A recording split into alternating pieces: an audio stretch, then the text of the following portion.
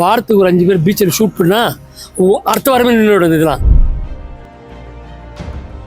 Cinema பார்க்குறியா அதோட நிறுத்திக்கோ, cinema வீட்டுக்கு கொண்டு வரக்கூடாது. அவர் ஒரு சினிமா ஷூட்டிங் மாதிரி தான் அவரோட பேட்டிகள் இருக்கு, அவரோட அரசியல் களத்தில் அவர் பேசுகிற விதங்கள் இருக்கு.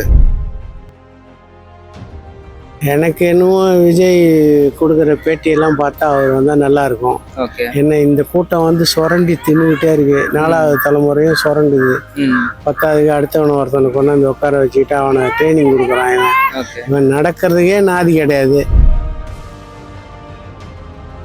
இப்ப பாத்தீங்கன்னா தொடர்ந்து விஜய் அவர்களுக்கு எதிராகவே பேசுறாங்க.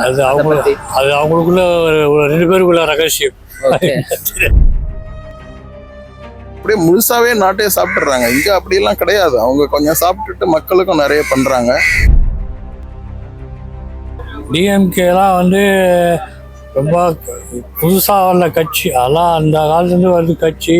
ஸ்டாலின்லாம் மிஸ்ஸால அடி வாங்கி வாங்கி ஜெயிலெல்லாம் வந்தவர்.